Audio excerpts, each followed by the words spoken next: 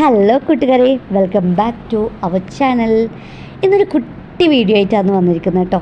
ഈ ഒരു വീഡിയോയിൽ നമ്മളൊരു യാത്ര പോകുന്നതാണ്. നമുക്കെല്ലാ യാത്രകൾക്കും പിന്നിൽ എന്തെങ്കിലും ഒരു കഥയുണ്ടാവും അല്ലേ? ചെറുതും വലുതുമായ എന്തെങ്കിലും ഒരു കഥ ഓരോ യാത്രകൾക്ക് പിന്നിലും ഉണ്ടാവും. ഞങ്ങൾ ഈ യാത്രക്ക് പിന്നിലും ഒരു കുട്ടി കഥയുണ്ട്. ഞങ്ങളിപ്പോൾ പോകുന്നത് കണ്ണൂരിൽ തന്നെയുള്ള പ്രശസ്തമായിട്ടുള്ളൊരു അമ്പലത്തിലേക്കാണ്. ശരിക്കും ഈ വീഡിയോ എടുത്തിട്ട് ഒരു 8-9 മാസമായേ.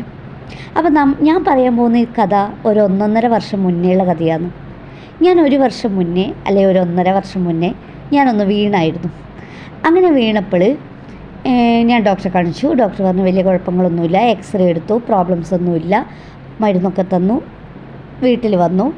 അപ്പം ഡോക്ടർ 2 ആഴ്ച കഴിഞ്ഞാൽ ഓക്കെ ആവുമെന്ന് പറഞ്ഞു. 2 ആഴ്ച കഴിഞ്ഞിട്ടും ഇത് ഓക്കെ ആവുന്നില്ല. വീണ്ടും കാണിച്ചു. ഡോക്ടർ പറഞ്ഞു കുഴപ്പമൊന്നുമില്ല.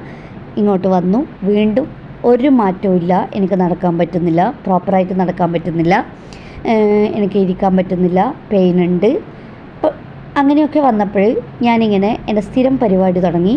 അതായത് എനിക്കൊരു സ്വഭാവമുണ്ട്, അതത്ര നല്ല സ്വഭാവമല്ല, അനാവശ്യമായിട്ട് നമുക്ക് ടെൻഷൻ ഉണ്ടാക്കുന്നൊരു സ്വഭാവമാണ്.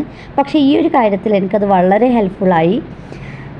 അതെന്താ വെച്ചാൽ ഞാൻ എന്ത് ചെയ്തു, എൻ്റെ സിംറ്റംസൊക്കെ വെച്ചിട്ട് ഞാനിങ്ങനെ ഗൂഗിൾ ചെയ്യാൻ തുടങ്ങി, യൂട്യൂബ് വീഡിയോസ് കാണാൻ തുടങ്ങി. അങ്ങനെ 2-3 വീഡിയോസ് കണ്ടപ്പോഴാണ് എനിക്ക് മനസ്സിലായത് ചിലപ്പോൾ എനിക്ക് ഈ ഒരു ഇഞ്ചുറി ആയിരിക്കുന്നു.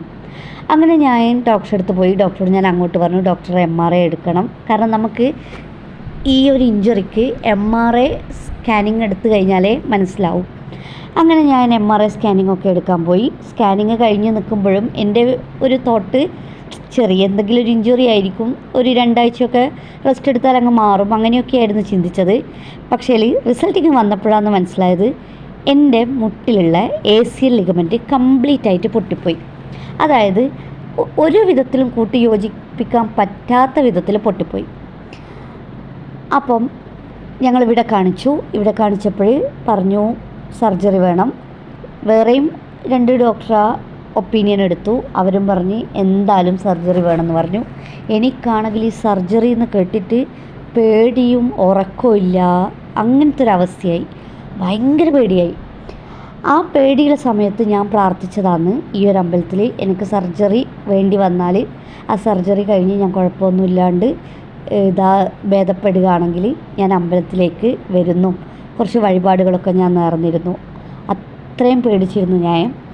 അങ്ങനെ ഞങ്ങൾ മംഗലാപുരത്ത് ഒരു ഒപ്പീനിയന് വേണ്ടിയിട്ട് പോയി. അവിടെ ചെന്നപ്പോഴാണ് അപ്പോഴും എനിക്ക് സർജറി ചെയ്യണം എന്നില്ല, എങ്ങനെയെങ്കിലും വേറെ എന്തെങ്കിലും രീതിയിൽ ഇത് റിക്കവർ ചെയ്യാൻ പറ്റുമോയെന്നാണ് ഞാൻ ചോദിക്കുന്നത്. അപ്പോൾ എനിക്ക് അവിടുത്തെ ഡോക്ടർ പറഞ്ഞു തന്നു, പറ്റത്തില്ല, അങ്ങനെ ചെയ്യാൻ പറ്റില്ല, ഇത് സർജറി അല്ലാണ്ട് വേറെ ഓപ്ഷൻ ഇല്ല, എന്തായാലും സർജറി ചെയ്തേ പറ്റൂ എന്ന് പറഞ്ഞ് എനിക്ക് കൺവിൻസ് ചെയ്ത് തന്നു.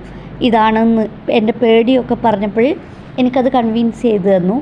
അപ്പം കുറച്ച് ധൈര്യമൊക്കെ ആയി. അങ്ങനെ ഞാൻ സർജറിക്ക് പോയി. വലിയ കുഴപ്പങ്ങളൊന്നുമില്ല, സർജറി സക്സസ്ഫുള്ളായിട്ട് വന്നു. പക്ഷേ ഇതിൻ്റെ ഒരു കാര്യം എന്താണെന്ന് വെച്ചാൽ സർജറി 50% മാത്രമാണ്. ഇനിയൊരു 50% നമുക്ക് ആഫ്റ്റർ സർജറിയാണ്. ആഫ്റ്റർ സർജറി നമ്മൾ ചെയ്യുന്ന ഫിസിയോതെറാപ്പി, നമ്മൾ ചെയ്യുന്ന എക്സസൈസ്, പ്രോപ്പറായിട്ട് ഇതൊക്കെ ചെയ്തെങ്കിൽ മാത്രമേ നമുക്ക് ബാക്ക് ടു നോർമൽ ലൈഫിലേക്ക് വരാൻ പറ്റൂ. എനിക്കൊരു 1 മാസം ഞാൻ ഫുള്ളി ബെഡ് റെസ്റ്റ് ആയിരുന്നു. ഒട്ടും നടക്കാൻ പാടില്ല. നടക്കും, ആ കാലിനധികം ഇതില്ലാണ്ട് വോക്കറൊക്കെ പിടിച്ചിട്ട് നടക്കും, എന്നാലും അങ്ങനെ നടക്കാനൊന്നും പറ്റില്ലേനു. 1 മാസം കഴിഞ്ഞിട്ട് ഞാൻ വിചാരിച്ചു ഈ നമ്മൾ ബെൽറ്റൊക്കെ യൂസ് ചെയ്യുമല്ലോ, അതൊക്കെ അഴിച്ച് ഞാൻ പയറ് പോലെ നടക്കുന്നു. പക്ഷേ ഒന്നും നടന്നില്ല.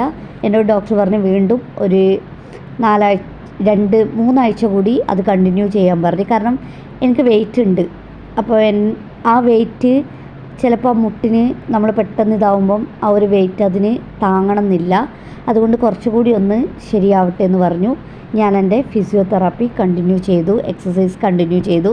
അങ്ങനെ ഏകദേശം ഒന്ന് നടക്കാൻ പറ്റുന്ന പരുവത്തിലായപ്പോഴാണ് അമ്പലത്തിലേക്ക് വന്നത്. ഇപ്പോഴും എനിക്ക് ശരിക്കും നടക്കാനൊന്നും പറ്റുന്നില്ല. അമ്പലത്തിൽ വരുന്ന സമയത്ത് കേട്ടോ, ആ സമയത്തൊന്നും എനിക്കങ്ങനെ നടക്കാനൊന്നും പറ്റുന്നില്ലേരും. അമ്മേൻ്റെ കൈയൊക്കെ പിടിച്ചിട്ട് അങ്ങനെയൊക്കെയാണ് നടന്ന് അമ്പലത്തിൽ വന്നത്. അമ്പലത്തിൽ വന്നു, തൊഴുതു, വഴിപാടൊക്കെ കഴിച്ചു. അപ്പം അമ്പലം ഏതാണെന്ന് എല്ലാവർക്കും മനസ്സിലായിട്ടുണ്ടാവും. പറശ്ശിനിക്കടവിലെ അമ്പലമാണ്. പറശ്ശിനിക്കടവിലെ മുത്തപ്പൻ മടപ്പുരയാണ്, കണ്ണൂർ ജില്ലയിലെ. അപ്പം അവിടെ എപ്പം ചെന്ന് കഴിഞ്ഞാലും നമുക്ക് അന്നം തരുന്ന അമ്പലം കേട്ടോ ഈ ഒരു അമ്പലം എന്ന് പറയുന്നത്. എപ്പം ചെന്ന് കഴിഞ്ഞാലും ഈ ചായയും മമ്പാരും തേങ്ങാക്കൊത്തൊക്കെ നമുക്ക് കിട്ടും. അതേപോലെ തന്നെ അവിടെ ഊണും ഉണ്ട്. ഞങ്ങൾ ഊണിൻ്റെ സമയത്തായിരുന്നു ഇപ്പോൾ അവിടെ എത്തിയതെങ്കിലും ഊണ് കഴിച്ചില്ല. കാരണം എനിക്കങ്ങനെ നിൽക്കാനൊന്നും പറ്റില്ലായിരുന്നു. നമ്മൾ ക്യൂവിലെല്ലാം നിൽക്കണം. എങ്കിൽ അതൊന്നും പറ്റാത്തത് കൊണ്ട് കഴിക്കാൻ നിന്നില്ല. അങ്ങനെ ഞങ്ങൾ ഈ മോനെയും കൊണ്ട് ടോയ്സിൻ്റെ ഭാഗത്തൊക്കെ പോയി. ഇത്രയും ടോയ്സിൻ്റെ ഇടയ്ക്ക് നമ്മൾ പിള്ളേരെ പിടിച്ച് പുറത്ത് കൊണ്ടുപോകുക എന്ന് പറയുന്നത് ഭയങ്കര ടാസ്ക്കാണ്. പക്ഷേ എൻ്റെ മോൻ്റെ ഒരു പ്രത്യേകത എന്ന് വെച്ചാൽ കുറേ കളിപ്പാട്ടം കാണുമ്പോൾ എൻ്റെ കിളി പോവും. അപ്പോൾ ആ കിളി പോയി നിൽക്കുന്ന സമയത്ത് നമ്മൾ എന്തെങ്കിലും ഒരു ചെറിയ ടോയ് അങ്ങ് വാങ്ങിക്കൊടുത്താൽ പിന്നെ ആളങ്ങ് വന്നോളും കൂടെ. അങ്ങനെ ഞങ്ങൾ 2-3 കുഞ്ഞു കുഞ്ഞു സാധനങ്ങളൊക്കെ അവനെ വാങ്ങിക്കൊടുത്തിട്ട് മെല്ലെ വീട്ടിലേക്ക് പോവാന്ന്. അപ്പോൾ ഇതാണ് ഞങ്ങളെ ഈ യാത്രയിലെ കൊച്ചു കഥ. അപ്പോൾ ഞങ്ങളെ വീഡിയോ ഇഷ്ടപ്പെട്ടിട്ടുണ്ടെങ്കിൽ ചാനലൊന്ന് സബ്സ്ക്രൈബ് ചെയ്യുക, ലൈക്ക് ചെയ്യുക, ഷെയർ ചെയ്യുക, കമൻറ്റ് ചെയ്യുക. അപ്പോൾ അടുത്തൊരു വീഡിയോ ആയിട്ട് കാണാമെന്ന് പ്രതീക്ഷിച്ചുകൊണ്ട് ഇന്നത്തേക്ക് വിടാം. Bye bye.